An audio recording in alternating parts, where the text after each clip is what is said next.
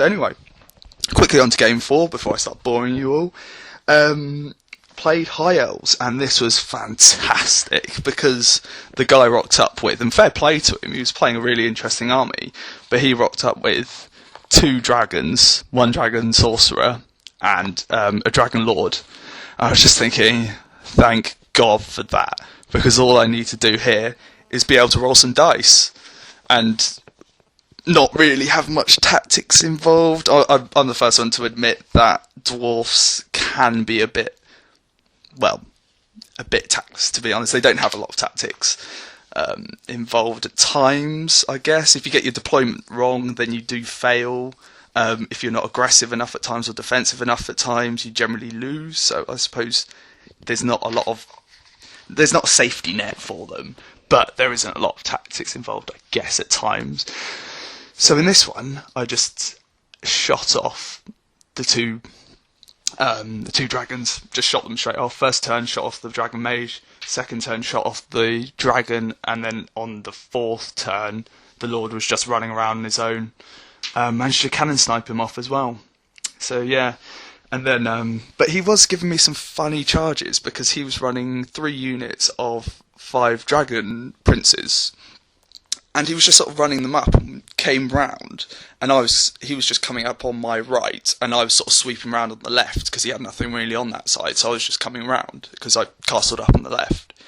And his dragon ogres, dragon princes, were coming over, and he just gave his flank to me, which was quite interesting. So it just meant that my hammers just flank charged 2 of these units, killed one outright, ran one off the board, and then just got a head-on charge with the last unit.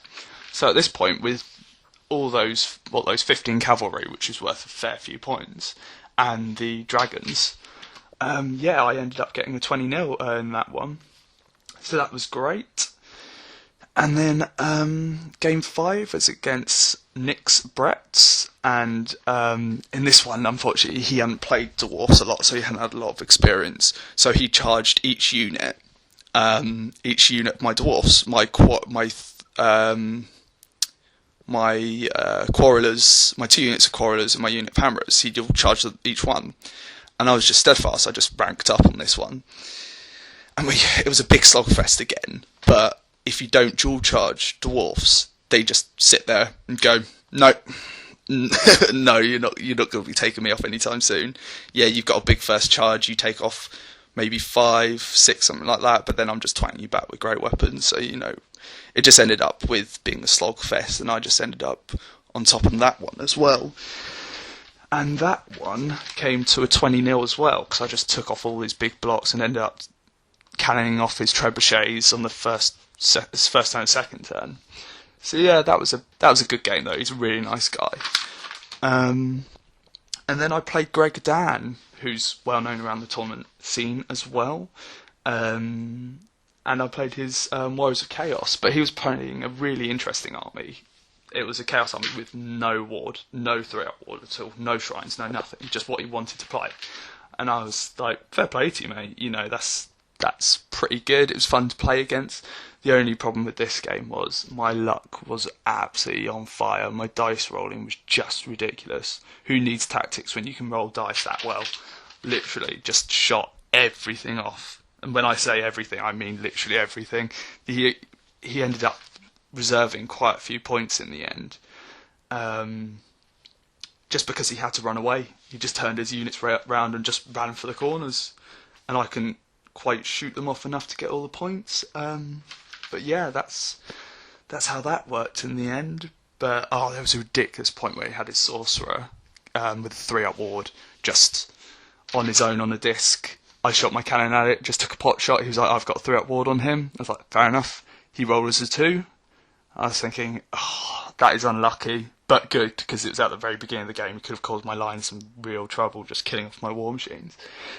And then promptly rolled up the 6 wounds. Not that I needed 6, I only needed 2, but it was enough. So that ended up, he reserved some points, so he got 16-4. So overall, I actually did quite well in the end, because I got a 20, and a 16 on my second day, and ended up coming 37th in the tournament. I was the second best dwarf player. The other dwarf player, I think, was on fire for that one. I think he was in top 10, maybe top 20. So yeah, he did really well. Yes, and I got 103 battle points overall over the 6 games. So yeah, not bad at all. It's good fun, really good tournament. If you ever get a chance to go, definitely go to South Coast.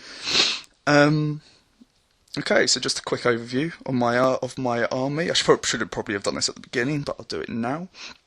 It's Unkillable Dwarf Lord. I'll run over these a bit more in my actual games when I get some games up on there. But Unkillable Dwarf Lord, 1-up rerollable on shield bearers with the 4-up ward, immune to killing blow, heroic killing blow and poison. Yay, and just with the great weapon, but he's pretty hard. You just challenge something out and go, yeah, nothing's going to happen here, I guess. Unit of Hammerers with Muster Rune of Grimgi for 5-up ward bubble.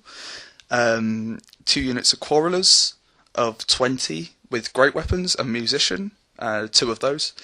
A cannon, a gyrocopter, 2 stone throwers, and a unit of 25 warriors with full command. So I just sort of castle up for that sort of tactics. But now I've included a bit less warriors and an organ gun, because I really did have issues dealing with those knights. Oh, just the knights are such an issue for me. Just can't get through the armour. Quarrelers do nothing to them. So I needed something that was, strength 5 armour piercing. Pretty good for taking out knights, especially if you roll a 10 or an 8. It's great. So yeah, that's my army. I'll do a better overview of it next time. So yeah, hopefully I'll get some pictures up on here while I'm talking, so it's not quite just my dull voice droning on, and you actually have something to look at. So yeah, so upcoming events. Next weekend is Call to War up at Maelstrom, which is a very well run event. Yeah, and I should be going to that, and I'm going to be taking lots of pictures on that. So hopefully I can give you some more in-depth tactics, what there is of my army really, and just yeah, get some decent videos on there. But anyway, thanks for listening. I hope you enjoyed the introduction video. Hopefully I'll get a lot more on there later on. And yeah, thanks for listening and goodbye.